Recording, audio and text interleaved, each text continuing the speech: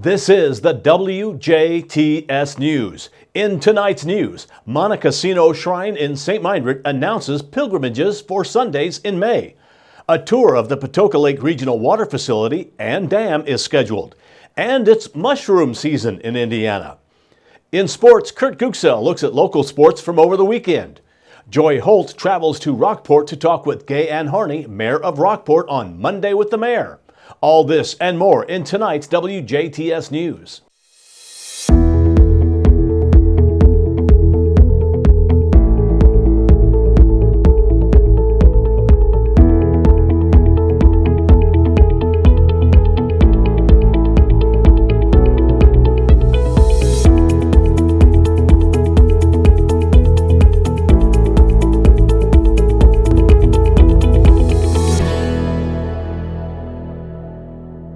Good evening, I'm Bill Potter with the WJTS News.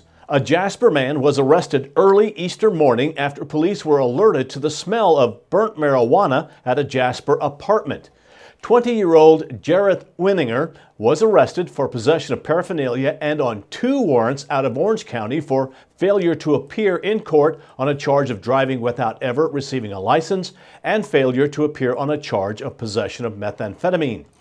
Winninger was booked into the Dubois County Security Center, where he is being held without bond.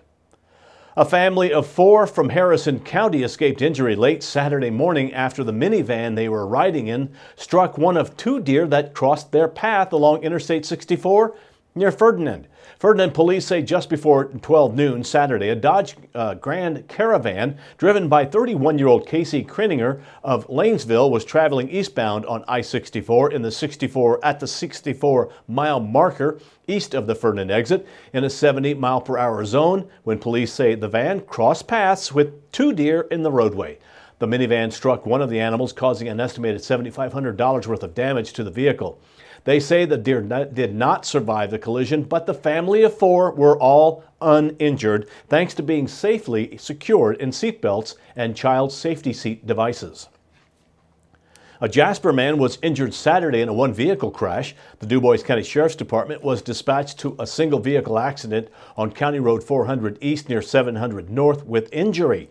Deputies reported that 58-year-old Russell Maringer of Jasper was heading north on 400 East in a 2016 Ford F-150 pickup. And just prior to the accident, Maringer drove off the roadway for an unknown reason and struck a large tree on the east side of the roadway where the vehicle came to a rest facing north. Maringer was treated by Dubois first responders and transported to Memorial Hospital. With the May primaries quickly approaching, local races continue to heat up. In Daviess County, the Chamber of Commerce will be giving candidates a chance to be heard as they will host a meet and a greet of sorts. The Daviess County Chamber of Commerce, that is, will host a Meet the Candidates event on April 9th from 6 p.m. until 8 p.m. at the Eagles Lodge at 500 East Main Street. The free public event will provide candidates for the upcoming May primary election in Daviess County 3 minutes to speak, while also providing an opportunity for constituents to meet and greet the candidates. Officials with the city of Huntingburg say the city's water department will begin conducting their annual spring hydrant flushing program today through Saturday, end of April 28th. They say the process will take place at various locations throughout the city on a daily basis. Flushing times will be typically Monday through Friday from 7:30 a.m. to 3:30 p.m. Flushing is performed to improve water quality and is a necessary preventive maintenance activity for proper waterline function. Although it may appear to waste water, flushing improves pressures and flow rates needed for fire protection, aids in maintaining proper valve and hydrant operation, and helps to provide better overall water service to the customers in Huntingburg. Please note, water will remain safe to drink. However, special care and attention is recommended, especially during doing laundry. Customers are advised to run cold water through their taps for 5 to 7 minutes to clear any discoloration in the water that may adversely affect laundry times. The City of Huntingburg is not responsible for the cleaning and/or replacement of those items. For more information, contact Rachel Steckler at the Huntingburg City Hall, 812-683-2211. 683-2211, or you can email her rsteckler@huntingburg-in.gov. St. Mindred Archabbey's pilgrimages to honor the Blessed Mother at the Montecasino Shrine have been scheduled for the Sundays in May. The pilgrimages begin with an opening hymn and a short sermon, followed by a rosary procession. The service ends with the Litany of the Blessed Virgin and a hymn. Pilgrimages will be held on the following dates: May 6th, 13th, 20th, and 27th. Services begin at 2 p.m. Central Time. The public is invited. Montecasino Shrine is located 1 mile east of the Archabbey on State Highway 62 in St. Mindred, Indiana. For more information, call Mary Jean Schumacher during business hours at 812-357-6500. That's 812-357-6500, or call 812-357-6611 on the day of the event. That's 357-6611, day of the event. Participants will get a behind-the-scenes look at how water makes the journey through the Patoka Lake and Dam and onto the water treatment plant to become the best tasting water in southern Indiana, as the Patoka Lake Watershed Committee will be holding a public tour.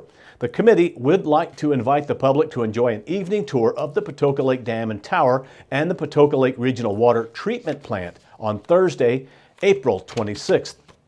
That will be held at the Patoka Lake Corps of Engineers office at 4512 North Cusco Road, Du Bois. The free tour will start at 6 p.m. sharp Eastern Time.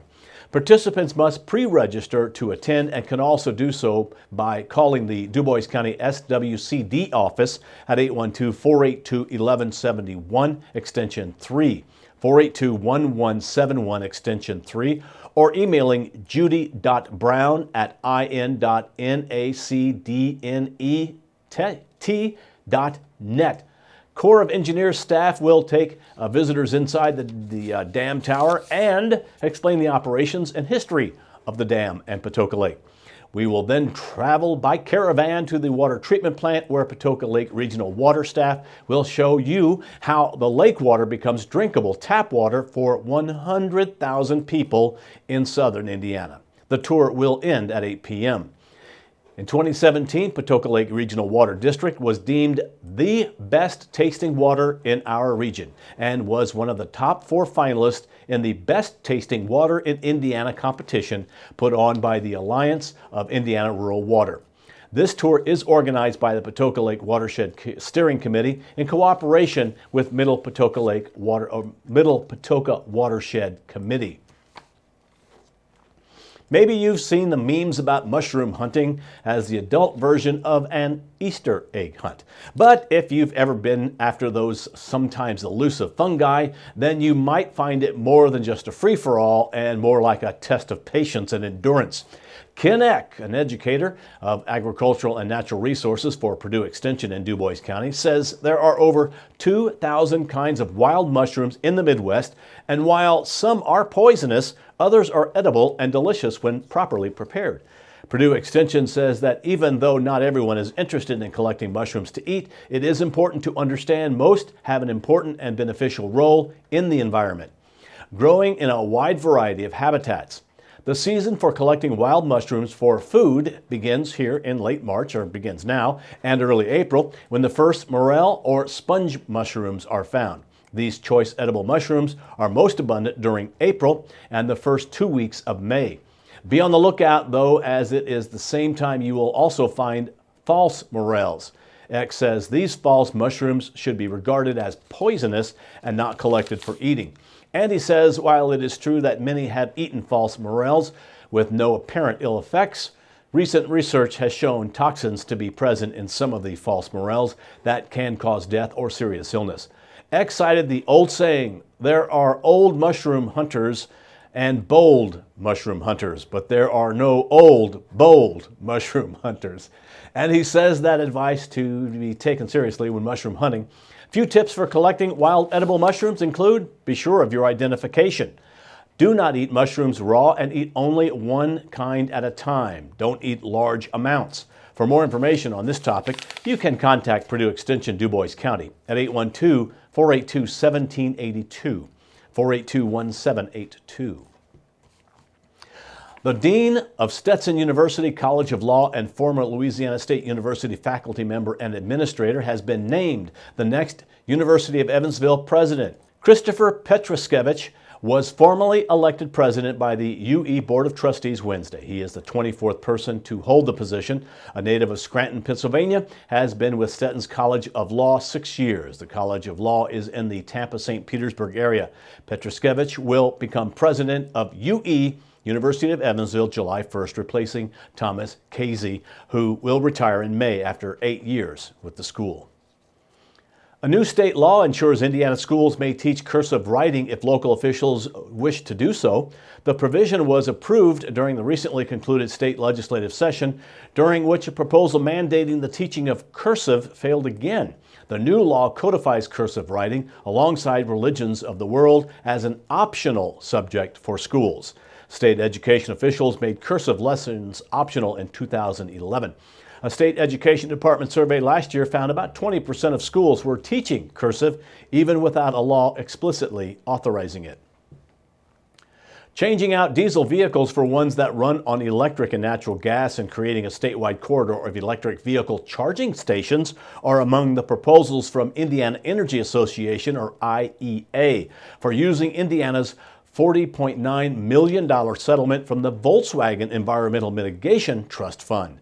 The IEA is the trade association of the investor-owned electric and natural gas energy providers, which includes NIPSCO, Indiana Michigan Power, Duke Energy, Indianapolis Power and Light Company, Citizens Energy Group, and Vectren. Indiana has received the funds as part of the $2.9 billion Volkswagen settlement with the U.S. Environmental Protection Agency to mitigate the excess nitrogen oxide emissions caused by the company's illegal use of emission defeat devices in certain diesel vehicles. In comments submitted to the Indiana Department of Environmental Management, IEA suggests $32.8 million be eventually allocated to replace diesel fleet vehicles with electric and natural gas vehicles. IEA also proposes that $6.1 million be used to create the Crossroads of America EV Interstate Corridor, a statewide network of a direct current, as in DC Power, fast-charging electric vehicle stations along Indiana's major highways. Now stay tuned as we'll talk with Rockport Mayor Gay Ann Harney on our weekly Monday with the Mayor segment on 18 WJTS.